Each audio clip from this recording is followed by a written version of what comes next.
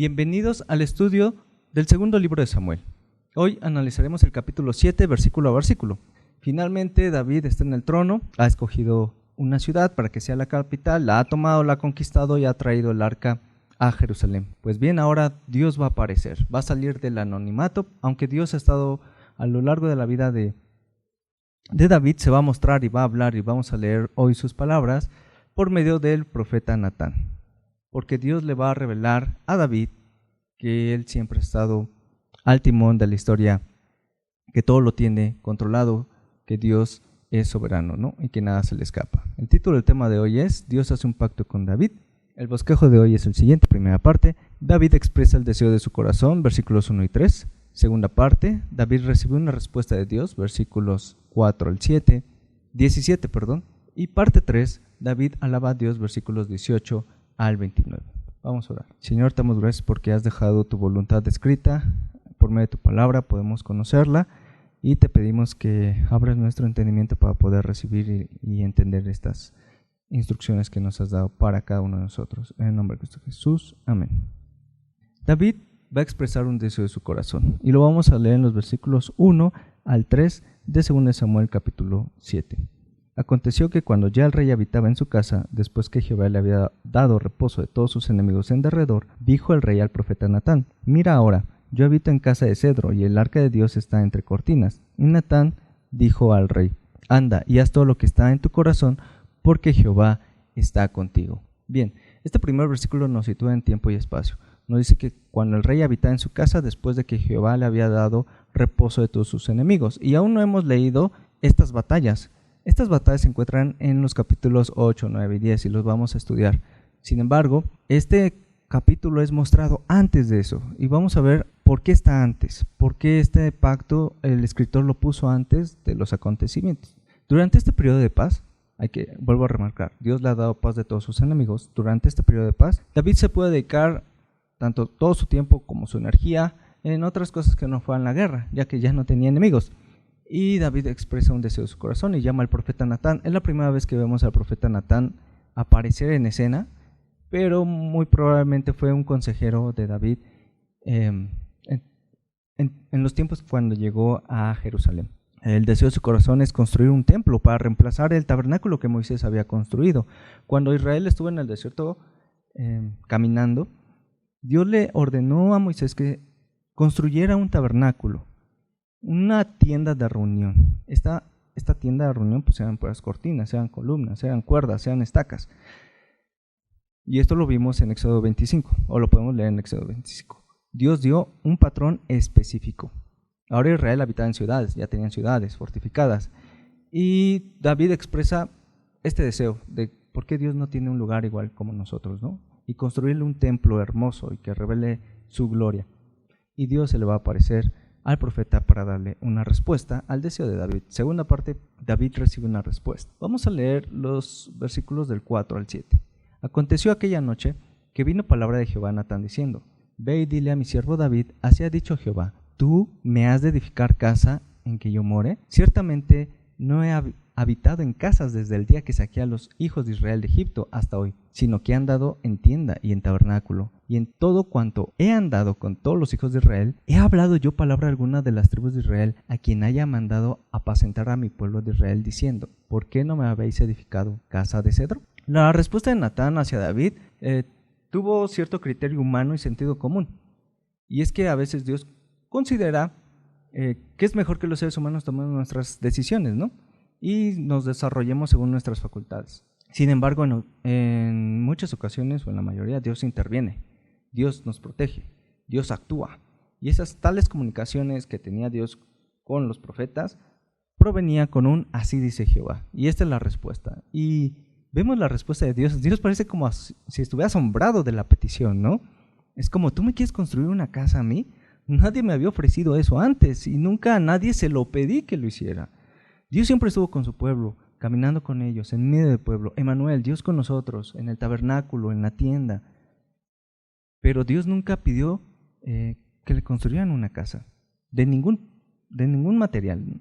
Aquí menciona la casa de cedro porque David tenía una casa de cedro. ¿Puede el hombre construir un edificio que contenga a Dios? Con misericordia y verdad Dios rechaza la oferta de David. Y con misericordia y verdad, porque Dios le va a mostrar la verdad de quién es David. O sea, ¿cómo es que tú me vas a construir una casa?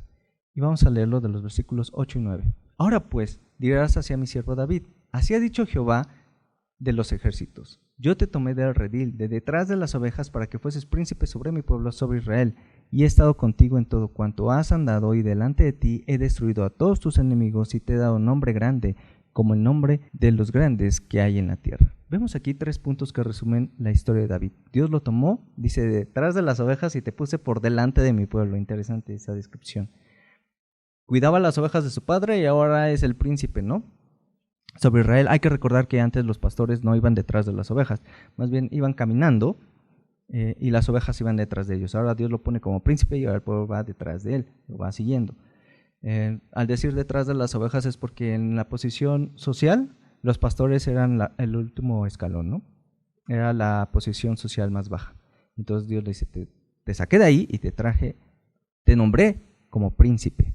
Y punto número 2, Dios lo protegió a David de todos sus enemigos. Lo hemos visto perseguido por Saúl y la oposición también de Abner, esta guerra civil que vimos, el enfrentamiento también del capítulo pasado con los filisteos. Sin embargo, en los siguientes capítulos vamos a ver cómo Dios va a bendecir a David, lo va a cuidar, lo va a proteger y le va a dar victoria tras victoria tras victoria.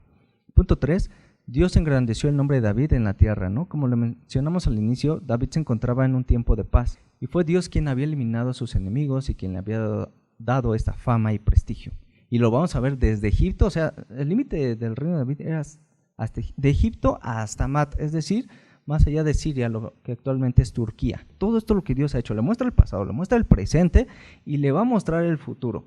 Y al mostrarle el futuro, Dios va a mostrar su soberanía. Vamos a leer los versículos 10 al 11. Además yo fijaré lugar a mi pueblo Israel y lo plantaré, para que habite en su lugar y nunca más sea removido, ni los eunucos le aflijan más como al principio, desde el día en que puse jueces sobre mi pueblo Israel. Dios había dado un lugar a su pueblo, y vemos que en el desierto era como una hoja que era llevada por el viento, ¿no? Dios los llevaba de aquí, de un lado hacia el otro, de aquí para allá, y se iban moviendo durante 40 años. Pues Dios ahora dice, los he plantado en una tierra donde nunca más será removido. Desde el día que puse jueces sobre Israel, recordamos también estudiamos versículo a versículo el libro de Jueces y cómo fue que Dios los protegió y les abrió camino. ¿Qué va a pasar con la casa de David? Regresemos al versículo 11, donde nos quedamos, al versículo 17. Y a ti te daré descanso de todos tus enemigos. Asimismo Jehová te hace saber que Él te hará casa. Y cuando tus días sean cumplidos y duermas con tus padres, yo levantaré después de ti a uno de tu linaje, el cual procederá de tus entrañas, y afirmaré su reino. Él edificará casa a mi nombre, y yo afirmaré para siempre el trono de su reino. Yo le seré el padre, y él me será mi hijo. Y si él hiciere mal, yo le castigaré con vara de hombres y con azotes de hijos de hombres. Pero mi misericordia no se apartará de él como la aparté de Saúl, el cual quité delante de ti. Y será firmada tu casa y tu reino para siempre delante de tu rostro, y tu trono será estable eternamente. Conforme a todas estas palabras y conforme a toda esta visión, así habló Natán a David.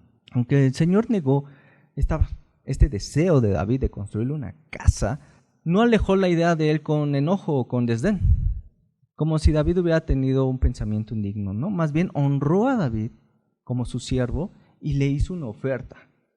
Le dijo, ¿tú me quieres hacer una casa? ¿Quién eres tú para hacerme una casa? Más bien yo te voy a hacer casa a ti. Y este es un juego de palabras. Todo está centrado en la palabra casa, porque casa pues puede ser un edificio donde habitan. Casa también es un templo, que es el templo, la casa de Dios, que es lo que dice Dios. Uno de tu linaje me va a construir casa, ¿no? Pero yo te haré casa a ti. La casa es por lo general un linaje y lo vemos mucho en los reinos. Por ejemplo, en España está la casa de Borbón. En Inglaterra la casa de Tudor, y así en muchos países hay familias reales y se les llama la casa de, y tiene un nombre. Bueno, pues esta es la casa de David, y dice que la casa de David no tendrá fin y tiene un propósito. Bueno, ¿recuerdas que al principio mencionamos que este capítulo es muchos años después? Es decir, que David todavía va a tener batallas, que este bien podría estar en el capítulo 11 o 12. Pues bien, aquí vamos a ver la razón por la cual el escritor puso en el capítulo 7 este pacto de David. Y es que es algo impresionante. Y es que a partir de este momento la Biblia va a seguir este orden que acaba de Dios dar. Y vamos a ver la siguiente diapositiva. En esta diapositiva tenemos los versículos que acabamos de leer, del 11 al 15, pero también tenemos los libros y capítulos que secuencialmente siguen el orden de lo que Dios ha establecido. Por ejemplo, versículo 11 dice, y a ti te daré descanso de todos sus enemigos, es lo que vamos a ver en 2 Samuel 8 al 10. Después, 2 Samuel 12 dice, yo levantaré después de ti a uno de tu linaje, el cual procederá de tus entrañas. Y vamos a leer que en 2 Samuel 11 al 12 es la historia de David y Betsabé y el nacimiento de Salomón. En el versículo 12 al final dice, afirmaré su reino. Y esa es la gran parte de este libro. De 2 Samuel a 1 de Reyes 4, vamos a ver cómo es que Dios va a afirmar el reino de Salomón. Vamos a ver de disputas, pleitos, todo un movimiento político, y al final va a terminar con esta frase, que Salomón afirmó su reino, y vamos a ver todo su gabinete. Versículo 13 de Samuel nos decía, de 2 Samuel 7 nos decía, él edificará casa a mi nombre. Y precisamente 1 Reyes 5 al 8 viene la construcción del templo. Del 13 al 14 leímos, y yo afirmaré para siempre el trono de su reino, y yo le seré el padre, y él será a mí mi hijo. Este versículo lo encontramos a referencia a este versículo en 1 Reyes 9. ¿Ves cómo sigue cronológicamente la Biblia lo que Dios ha establecido? Es por eso que este capítulo está aquí. Sigamos leyendo. En el versículo 14 decía, y si él hiciere mal, yo le castigaré con vara de hombres, con azote de los hijos de hombres. Y esto va a ser 1 Samuel 10 al 11. En el versículo 15, pero mi misericordia no se apartará de él, como la parte de Saúl, el cual quité dentro de ti. Y ese está en 1 Reyes 12. Y después, que su trono no tendrá fin, bueno, pues ya nos extendemos hasta Jesús, ¿no? Hasta el Mesías. Tenía todo un propósito este orden que acabamos de leer, del versículo 11 al 19, pero solo abarqué del 1 al 15 en este pequeño resumen. ¿Cómo es que la Biblia lo ordena cronológicamente? Es asombroso. Y esto ya lo hemos visto. También cuando estudiamos el libro de Josué, vimos que entrarás, conquistarás y repartirás. Y en esas 3 secciones está dividido el libro. También el libro de los Hechos, será predicado este evangelio en Jerusalén, en Judea, en Samaria y hasta el último de la tierra, ¿no? Tenemos también esa división en el libro de los Hechos. Y la Biblia está escrita de una manera que nos enseña. Así que este versículo nos da el bosquejo de prácticamente todo aquí en adelante. Este concepto de paternidad, que es muy interesante que Dios habla acerca de Salomón, encierra 2 elementos muy importantes y que lo vamos a ver y quiero seguir enfatizando y voy a tratar de hacerlo.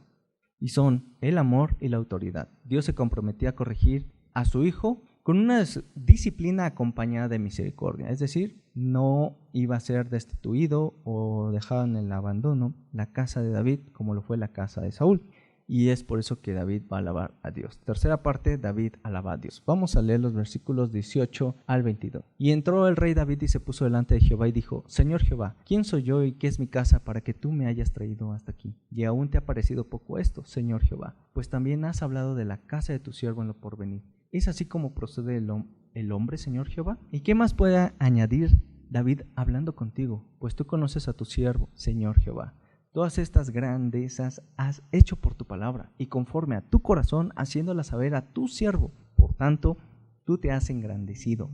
Jehová Dios, por cuanto no hay como tú, ni hay Dios fuera de ti, conforme a todo lo que hemos oído con nuestros oídos. Aunque le fue negado el permiso para ejecutar su propósito, David recibió el mensaje con gratitud. Y pocas veces se ve a alguien, cuando Dios dice no, muchas veces nos molestamos. Pero David lo recibió con gratitud. Y me imagino que cuando recibía estas palabras del profeta, no sabemos si agradeció ahí en su palacio o fue corriendo donde estaba el arca y afuera del arca de la tienda, agradeció a Dios, no lo sabemos, pero vemos estas palabras y David se tropieza con sus palabras. Vemos un David que era un poeta, que era muy bueno con las palabras y se queda a veces corto con las palabras. Está asombrado, está agradecido. Muy probablemente recordó las colinas de Belén cuando cuidaba las ovejas, cuando llegó al palacio, cuando fue perseguido por Saúl, cuando entró a Jerusalén, cuando era coronado rey. Ahora había destruido a todos sus enemigos y ahora disfrutaba de esta paz, y con esta paz vino más paz, es decir, vino la promesa de que su casa permanecería para siempre. Y dice, ¿quién soy yo y qué es mi casa para que tú me hayas traído hasta aquí? Y David podía haber sido considerado un hombre de gran valor, un hombre de éxito, un caudillo excepcional, pero sin embargo David dice, no, esto yo no es por por algo que yo quise en mi corazón, sino más bien todo esto lo planeó Dios. Y eso es algo muy impresionante. Y es que David se pregunta si Dios diseña nuestra vida como un arquitecto que diseña una casa. David está abrumado ante el honor que Dios le demostraba y sobre esta recompensa o esta misericordia que recibía. Por eso le faltaron palabras, por eso tropezaba al hablar. De hecho, en el Salmo 139, 6 dice: tal conocimiento es demasiado maravilloso para mí, alto es, no lo puedo comprender. David se deleitaba en contemplar la presencia de Dios en cada aspecto de su vida, desde Belén, desde el palacio de Saúl, cuando era perseguido por Saúl, cuando ascendió al trono en Judá, después de la guerra civil, cuando fue coronado rey de todo Israel. En cada uno de esos momentos, David veía la mano de Dios. ¿Puedes ver la mano de Dios en tu vida? Puedes decir: en este punto, en aquel otro punto, en aquella ocasión, en ese momento difícil, ahí estaba Dios. Y si no lo has visto, te animo a que medites en Él. Y después de haberlo meditado, agradece como David. Versículos 23 y 24. ¿Y quién como tu pueblo, como Israel, nación singular en la tierra? Porque fue Dios para rescatarlo por pueblo suyo, y para ponerle nombre, y para hacerle grandezas a su favor, y obras terribles a tu tierra, por amor de tu pueblo que rescataste para ti de Egipto, de las naciones y de sus dioses, porque tú estableciste a tu pueblo Israel por pueblo tuyo para siempre. Tú, oh Jehová, fuiste a ellos por Dios. ¿Qué nación podía ser mayor o podía recibir mayor honra que el ser escogido por Dios? Y Dios manifestó este gran interés al redimir a Israel. Redimir, recordemos que es comprar a un esclavo, pagar el precio de su libertad. Al redimir al pueblo de Israel de Egipto y mostrarle su gran amor y poder. David estaba agradecido primero porque Dios había escogido a Israel y lo había protegido, lo había cuidado. Y ahora, así como él veía ese cuidado en su vida, dice: pues también el pueblo, tú también lo has cuidado, tú lo elegiste, es tu pueblo, tú pagaste por ellos. Y alaba a Dios. Y termina diciendo, versículos 25 al 29. Ahora pues, Jehová Dios, confirma para siempre la palabra que has hablado sobre tu siervo y sobre su casa, y haz conforme a lo que has dicho, que sea engrandecido tu nombre para siempre, y se diga: Jehová de los ejércitos es Dios sobre Israel, y que la casa de tu siervo David sea firme delante de ti. Porque tú, Jehová de los ejércitos, Dios de Israel, revelaste al oído de tu siervo diciendo: yo te edificaré casa. Por esto tu siervo ha hallado en su corazón valor para hacer delante de ti esta súplica. Ahora pues, Jehová Dios, tú eres Dios y tus palabras son verdad, y tú has prometido este bien a tu siervo. Ten ahora a bien bendecir la casa de tu siervo, para que permanezca perpetuamente delante de ti, porque tú, Jehová Dios, lo has dicho, y con tu bendición será bendita la casa de tu siervo para siempre. ¿Ven cómo en estos últimos versículos David hace un resumen de todo el capítulo, pero usa la palabra siempre siervo, tu siervo, con tu siervo? Jehová Dios, tú eres Dios, bendice, haz el bien, confirma. Y es que David tenía la confianza de que el Señor cumpliría sus promesas, y eso es algo que debemos de aprender.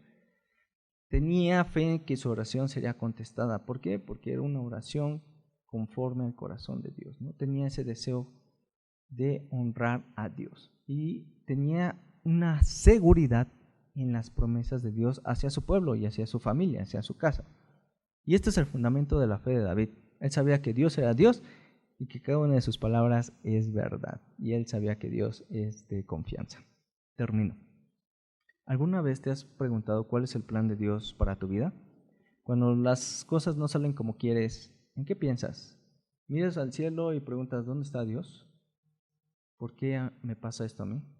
¿O para qué me pasa esto? Y a veces no tienes respuesta. Pues afortunadamente tenemos un plan que podemos conocer, y ese plan se encuentra en su palabra. No sabemos el futuro, pero Dios sí lo sabe y lo ha dejado por escrito. El apóstol Pedro, en su primera carta, 1 Pedro 1:2, elegidos según la presencia de Dios Padre en santificación del Espíritu, para obedecer y ser rociados con la sangre de Jesucristo, gracia y paz os sean multiplicadas. ¿Para qué dice el apóstol Pablo que Dios eligió a su pueblo? Para obedecer y ser rociados con la sangre de Jesucristo. Eso de la obediencia lo vimos en el capítulo pasado. ¿Para qué Dios eligió a su iglesia? Para obedecer y para ser rociados con la sangre de Jesucristo. ¿Para qué Dios nos ha elegido? ¿Cuál es el plan de Dios para nosotros? ¿Para qué te ha elegido a ti? ¿Para qué te ha elegido a mí? Pues nos ha elegido para obedecerle y para que seamos rociados con la sangre de Jesucristo. ¿Con qué propósito? Versículos 3 al 5. Bendito el Dios y Padre de nuestro Señor Jesucristo, que según su grande misericordia nos hizo renacer para una nueva esperanza por la resurrección de Jesucristo de los muertos, para una herencia incorruptible, incontaminada e inmarcesible, reservada en los cielos para vosotros, que sois guardados por el poder de Dios mediante la fe, para alcanzar la salvación que está preparada para ser manifestada en el tiempo postrero. Dios nos eligió por su grande misericordia, nos hizo renacer por una esperanza viva. ¿Para qué? Por una herencia incorruptible, incontaminada en los cielos, para alcanzar la salvación. Y Pedro nos habla de este pasado, de este futuro, pero ¿qué hay del tiempo presente? Versículos 6 y 7, en lo cual vosotros os alegráis, aunque ahora por un poco de tiempo, si es necesario, tengáis que ser afligidos en diversas pruebas, para que sometida a prueba vuestra fe, mucho más preciosa que el oro, el cual, aunque perecedero, se prueba con fuego, sea hallada en alabanza, gloria y honra cuando sea manifestado Jesucristo. Nuestra fe debe ser refinada, y ese es el presente, ser refinados, ser probados.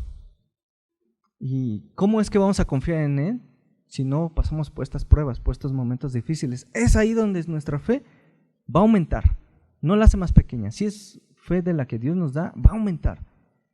Pero también hay otra manera, escudriñando su palabra, porque aquí también está escrito el futuro y lo que ha de acontecer. De hecho, y termino con estos 3 versículos de Pedro, que lo explica perfecto.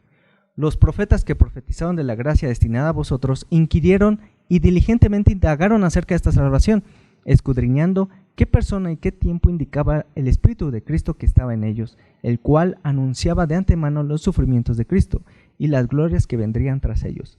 A esto se les reveló que no para sí mismos, sino para nosotros, administraban las cosas que ahora os son anunciadas por los que os han predicado el Evangelio por el Espíritu Santo enviado del cielo, cosas en las cuales anhelaban mirar los ángeles. Los profetas indagaron diligentemente, dice el profeta, ¿acerca de qué? De la salvación. ¿Y dónde estaba eso escrito? Aquí, en el futuro. Querían saber qué es lo que Dios había dejado por escrito para ellos. Y lo encontraron y anunciaron el Evangelio, anunciaron los sufrimientos de Cristo y también este reino venidero. Y Dios se lo reveló a los profetas por medio de visiones y sueños, y no solo para ellos, sino para nosotros, para ti, para mí. Las podemos leer, esas visiones, esos sueños de ese futuro grandioso. En este capítulo aprendemos que habrá cosas que desea nuestro corazón, pero que no nos serán dadas. ¿Por qué? Porque el propósito de Dios es mejor. David lo entendió, y muchas veces nosotros no lo queremos entender. David, en lugar de buscar hacer su voluntad, decidió aceptar la voluntad de Dios. Y es que muchos se aferran con energía desesperada a responsabilidades o deseos o cosas que son incapaces de llevar o controlar. Que no nos pase lo de David. A los que deseen seguir su propio camino, a los que quieran ignorar los consejos de Dios, les voy a leer este versículo, Deuteronomio 29, 19. En la nueva versión internacional: si alguno de ustedes, al oír las palabras de este juramento, de la palabra de Dios, se cree bueno y piensa, todo me saldrá bien, aunque persista yo en hacer lo que me plazca, provocará la ruina de todos. Es una advertencia. Si seguimos nuestra propia voluntad, vamos a provocar una ruina, y cuando dice de todos es de ti, de tu casa, de tu familia. Pero a los que acepten la voluntad de Dios, debemos estar convencidos de lo siguiente. Filipenses 1:6. Estando persuadido, convencido de esto, que el que comenzó en vosotros la buena obra, la perfeccionará hasta el día de Jesucristo. Y con esa promesa nos quedamos. Señor, te damos gracias porque nos has dejado por escrito tu voluntad, nos has dejado por escrito el pasado, nuestro presente, todo lo que nos pasa, que tú estás ahí con nosotros, aunque andemos en el valle de sombra y de muerte, ahí estás con nosotros, y con un propósito, para llegar a esa tierra que tú nos tienes preparado, un lugar mejor, que siempre fue el diseño. Como un arquitecto construye una casa, así has diseñado este plan de salvación, y te alabamos y agradecemos por esto. En el nombre de Cristo Jesús. Amén.